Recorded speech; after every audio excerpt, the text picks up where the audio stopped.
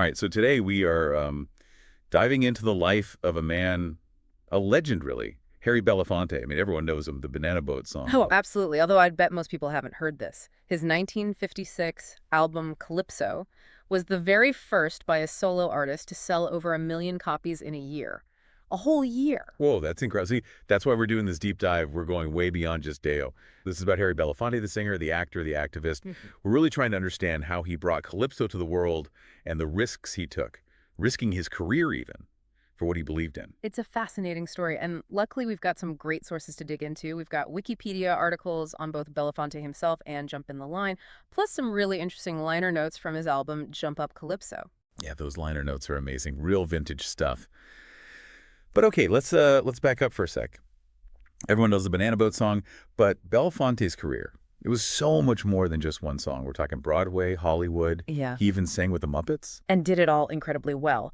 But you're right, even with all that, that one hit was massive. And we can't forget that it came from that groundbreaking Calypso album we talked about, the one that was #1 on the charts for, get this, 31 weeks. 31 weeks. Man, that's not just topping the charts. That's practically rewriting the rules of the music industry. Mm. But how did he do it?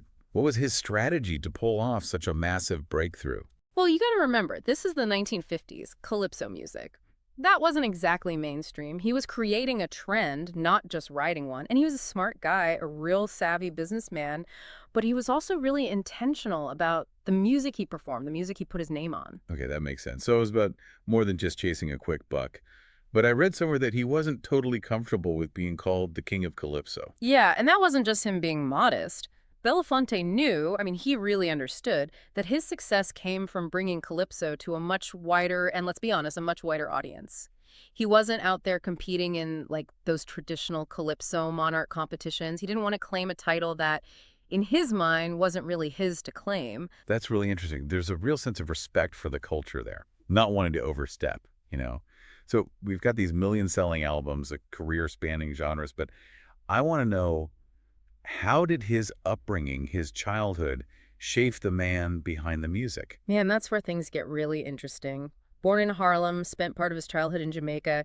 You can hear that blend of cultures, those influences in his music, but it goes deeper than just the sound. Imagine growing up in those worlds during that time period. Talk about a melting pot of influences, musically and socially, right? Exactly. And those early years, they definitely helped shape his sense of social justice. To really understand Belafonte, I got to understand the influence of someone like Paul Robeson. Okay, now you're going to have to refresh my memory on Paul Robeson. Who was he and what made him so important to Belafonte's story? Think of Robeson as like a forerunner to Belafonte. He was a singer, an actor, and a major activist. He challenged racial injustice, colonialism, even when it was dangerous. He used his platform to speak out and fight for change, and that example, it really resonated with Belafonte. So it wasn't just about like following in his footsteps. It was about recognizing the power of using your voice. Mm. And man, did Belafonte take that to heart. He didn't just talk about civil rights. He put his money where his mouth was, literally. He put everything on the line, his fame, his fortune. And that's what separates him from so many other celebrities who just kind of lend their names to causes. He was right there with Martin Luther King Jr., bailing him out of jail, funding the movement, even getting blacklisted because of it. Blacklisted. I mean, that means getting shut out of work, right? Or, For someone as big as Belafonte, that was a huge risk. oh, absolutely. But it shows how deeply he believed in what he was fighting for. He was willing to risk it all for his beliefs. And you can't talk about his commitment without talking about that meeting he set up between James Baldwin and Robert Kennedy. That was huge. Oh, absolutely. That meeting, it perfectly captures what Belafonte was all about, building bridges between the civil rights movement and those in power. Here he brings together these brilliant minds, Baldwin and Kennedy, total opposites in so many ways, to find common ground on these incredibly complex issues. And he did it knowing it was going to be tough. This wasn't some publicity stunt for him. Not at all. This was about creating a space for real and probably difficult dialogue, even if it meant things got, a little heated. And heated it definitely got. From what I've read, that meeting was really tense, especially when Kennedy suggested that supporting the Vietnam War was a way for black men to show their patriotism. Yeah, that did not go over well, especially with Jerome Smith. He was at the meeting, a civil rights activist who had been beaten badly for what he believed in. For him, fighting for a country that still treated people like him as second-class citizens, the idea was, well, Absurd, to put it mildly. Yeah, I can't even imagine. And Belafonte, he didn't back down, did he? From what I understand, he pushed Kennedy to really listen to Smith, to understand where that anger, that frustration was coming from. Oh, absolutely. He wasn't interested in making things easy for Kennedy. No way. He knew that real change, lasting change, meant confronting those hard truths, those uncomfortable realities.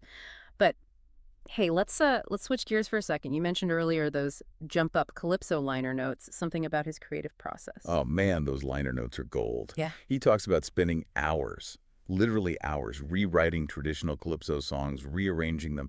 He wasn't just trying to, like, copy them. He wanted to make them accessible to a wider audience, but without, losing what made them special. It shows you how much he understood music as this bridge between cultures. He wanted to share Calypso with the world, but he also wanted to make it his own. Yeah, that makes sense. It's not about watering down the music. It's about finding a way to translate it, Yeah. share that energy, that spirit. And you can see that kind of thoughtfulness throughout his whole career. Totally. I mean, think about it. After Calypso exploded, he could have just kept putting out Calypso album after Calypso album, made a fortune, probably. But the liner notes, they tell a different story. They say he had bigger plans. And he did. He recorded chain gang songs, gospel music, Christmas albums talk about range. He wasn't afraid to experiment, to try something new. And that says a lot about his integrity as an artist. This wasn't just about selling records, he had a vision, something he wanted to say with his music, exploring different cultures, challenging people's ideas, starting conversations. And those liner notes, they're like a little history lesson on Calypso itself.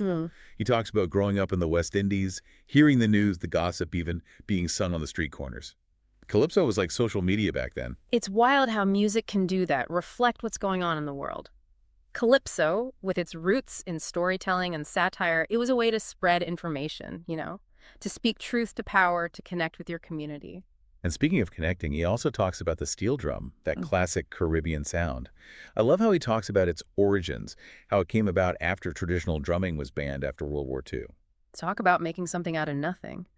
Faced with these restrictions, they turned old oil drums into instruments. It's incredibly creative and resilient. So inspiring. And it's cool how Belafonte, he didn't just see the steel drum as this, like, authentic sound he had to recreate. For him, it was this whole new color in his musical palette. He really understood the power of bringing together different sounds, different textures. He was always pushing the boundaries, blending and experimenting. Which brings us to, of course, Jump in the Line. Yeah. That song is everywhere again, thanks to TikTok. That's the thing about great music, right? It finds a way to stay relevant. And Jump in the Line, that song has a life of its own. Before TikTok, it was covered by tons of artists, like Lord Kitchener, the guy who originally wrote it, even inspired Gary U.S. Bond's Twist Twist Senora. It's amazing to think one song crossing generations like that. But in a way, Belafonte's activism, it did the same thing. It went way beyond just the civil rights movement. And that's where things get a little, well, complicated. Like, his criticism of U.S. foreign policy, especially during the Bush years. You have to admire his courage, He always spoke truth to power, even when it was unpopular. Of course, that also led to some controversy. Yeah, and probably the biggest firestorm was when he called Colin Powell and Condoleezza Rice, get this, house slaves. Oh, yeah, that was during the Bush administration. Those comments, they blew up. Belafonte's point, though, was that even though they'd reached these positions of power, they were still, in his view, operating within a system that was fundamentally unequal. He thought real change meant changing the whole system, not just trying to get a seat at the table. I get that, but comparing black leaders to slaves, even with the best intentions, it rubbed a lot of people the wrong way. Yeah, no doubt. It shows how loaded language can be, especially when you're talking about race and history.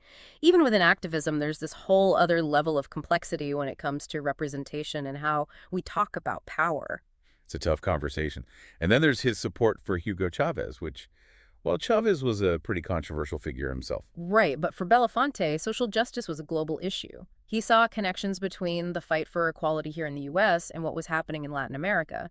To him, Chavez represented someone who was willing to stand up to U.S. imperialism, and he supported that.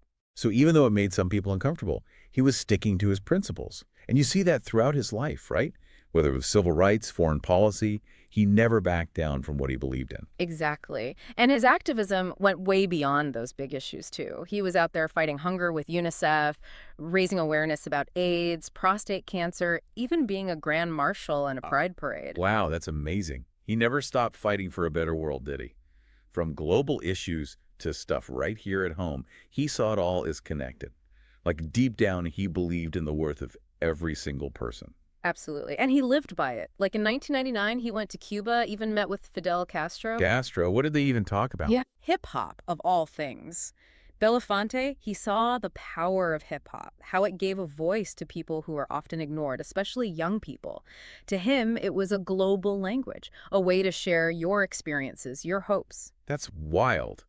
And Castro was open to talking about hip hop. Well, it's interesting. After Belafonte's visit, the Cuban government actually created a whole division in their Ministry of Culture to support hip-hop artists. Kind of shows you, even with someone like Castro, Belafonte could find a way to connect, to maybe even make a little bit of a difference. Man, what a story. Hmm. So we've covered a lot, from his music that broke all the rules to his activism that never quit. We've seen his successes and, yeah, some of the controversies too. What's clear is that Harry Belafonte was more than just a singer, more than just an entertainer. He was an icon, a voice for the voiceless, someone who truly believed in fighting for a better world. He really challenged us to see the connections between art and activism, how our creativity can be a force for good. And he showed us that it's not enough to just entertain. Sometimes you got to step up, speak out, use your voice to make a difference. He left behind a hell of a legacy, one that's still inspiring artists and activists today. Absolutely. So as we wrap up our deep dive into the life of Harry Belafonte, I want to leave you with a question. Do you think artists today have the same responsibility to use their platform for social change as he did? Something to think about.